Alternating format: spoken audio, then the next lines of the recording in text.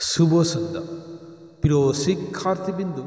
আজকে আলোচনা করব এবিটিএ উচ্চ মাধ্যমিক টেস্ট পেপার 2023-24 ফিলোজফি বা দর্শনের পৃষ্ঠা নম্বর এসি 205 থেকে 207 সমস্ত ডেসক্রিপটিভ কোশ্চেন বা ডিকিউ লজিক্যাল পোরশন এর উত্তর নিয়ে আলোচনা করব। প্রশ্ন 3 এ সম্বন্ধ অনুসারে বচন কয় প্রকার ও কি কি? প্রত্যেকটির একটি করে উদাহরণ দাও। সংযোজক কি? সংযোজকের স্বরূপ বর্ণনা করো। অ্যান্সার: সম্বন্ধ অনুসারে বচন দুই প্রকার, নিরপেক্ষ এবং সাপেক্ষ বচন। নিরপেক্ষ বচন: যে বচনে উদ্দেশ্য এবং বিধেয় পদের সম্বন্ধ কোনো শর্তের উপর নির্ভর করে না তাকে নিরপেক্ষ বচন বলে। যেমন সক্রেটিস হন দার্শনিক হল নিরপেক্ষ বচন। সাপেক্ষ বচন: যে বচনে উদ্দেশ্য এবং বিধেয় পদের সম্বন্ধ কোনো শর্তের উপর নির্ভরশীল তাকে সাপেক্ষ বচন বলে। যেমন যদি বৃষ্টি হয় তাহলে মাটি ভেজে, এটি সাপেক্ষ বচন। সংযোজক: যে শব্দ উদ্দেশ্য এবং বিধেয় পদের মধ্যে সংযোগ স্থাপন করে তাকে সংযোজক বলে।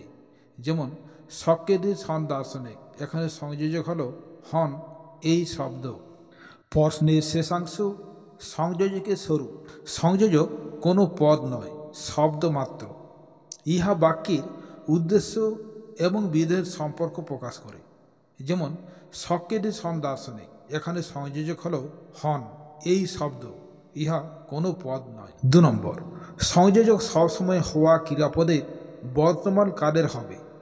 যেমন সক্রেটিস হন দার্শনিক, এই বচনে হন ক্রিয়াপদটি বর্তমান কালের। সংযোজক কখনো অতীত বা ভবিষ্যৎ কালের হয় না। 3 নম্বর, সংযোজক সদর্থক ও নগর্থক এই দুই প্রকার হতে পারে। কোনো বচনে বিধেয় পদ উদ্দেশ্য পদ সম্পর্কে স্বীকার করলে সংযোজক সদর্থক, আর যদি কোনো বচনে বিধেয় পদ উদ্দেশ্য পদ সম্পর্কে অস্বীকার করে তাহলে সংযোজক হবে নগর্থক।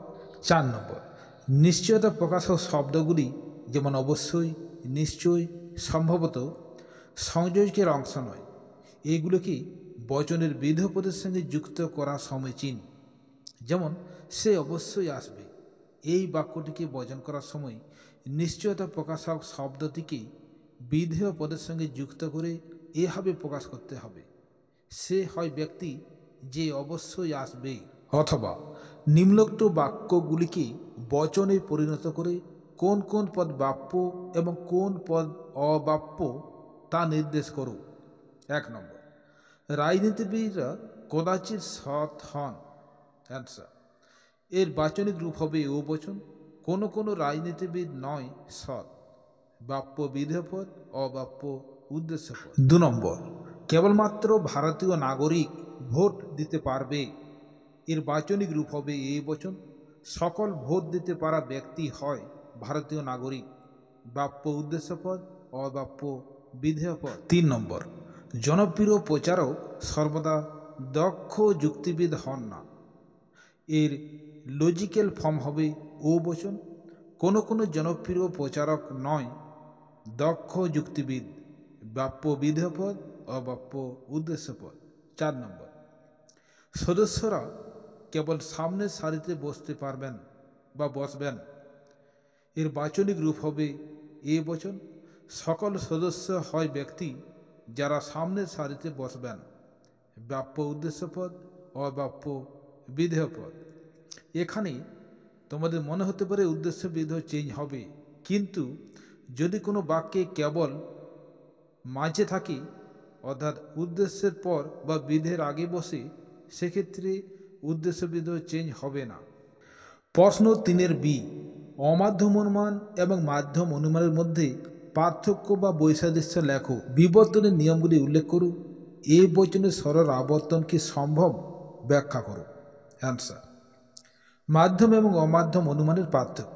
পার্থক্য 1, মাধ্যম অনুমানের সিদ্ধান্ত একের বেশি যুক্তিবাক্য থেকে নিশ্চিত হয়, কিন্তু মাধ্যম অনুমানে একটিমাত্র যুক্তিবাক্য থেকে সিদ্ধান্ত নিশ্চিত হয়। 2 নম্বর, মাধ্যম অনুমান দুইয়ের বেশি বচন নিয়ে গঠিত হয়, কিন্তু অমাধ্যম অনুমান দুটো বচন নিয়ে গঠিত হয়। 3 নম্বর, মাধ্যম অনুমানে যুক্তিবাক্যে যেসব পদ থাকি সিদ্ধান্তে তার সব কয়টি উপস্থিত থাকে না, কিন্তু অমাধ্যম অনুমানে যুক্তিবাক্যে যেসব পদ থাকি সিদ্ধান্তে সেই সব পদ বা তাদের বিরুদ্ধ পদ উপস্থিত থাকে। 4 নম্বর, মাধ্যম অনুমান দুই প্রকারের হয়ে থাকে, ন্যায় অনুমান এবং অন্যায় অনুমান, কিন্তু অমাধ্যম অনুমান 9 প্রকারের হয়ে থাকে, যথা আবর্তন, বিবর্তন, সমবিবর্তন, অন্তরাবর্তন, বিরোধানুমান, সম্বন্ধ পরিবর্তন, নিশ্চয়তা ভিত্তিক অনুমান, সরল গুণযোগী অনুমান এবং জটিল ধারণাযোগী অনুমান। 5 নম্বর, কোনো কোনো যুক্তিবিজ্ঞানী যেমন মিল এবং বেন অমাধ্যম অনুমানকে প্রকৃত অনুমান বলে স্বীকার করেননি, কিন্তু মাধ্যম অনুমান সম্পর্কে এরকম কোনো অভিযোগ নেই। বিবর্তনের নিয়ম। 1 নম্বর, যুক্তিবাক্যের উদ্দেশ্য পদ সিদ্ধান্তের উদ্দেশ্য হবে। 2 নম্বর, যুক্তিবাক্যের বিধেয় পদের বিরুদ্ধ পদ সিদ্ধান্তের বিধেয় হবে। 3 নম্বর, যুক্তিবাক্য এবং সিদ্ধান্তের গুণ ভিন্ন হবে। 4 নম্বর, যুক্তিবাক্য এবং সিদ্ধান্তের পরিমাণ একই হবে। এ বচনের আবর্তন কি সম্ভব? অ্যান্সার, সাধারণত এ বচনের সম আবর্তন সম্ভব নয়, কারণ এ বচনের সম আবর্তন করলে আবর্তনের বাপ্যতার নিয়মটি লঙ্ঘিত হয়। যেমন সকল চার্বাক হয় জড়বাদী, অতএব সকল জড়বাদী হয় চার্বাক।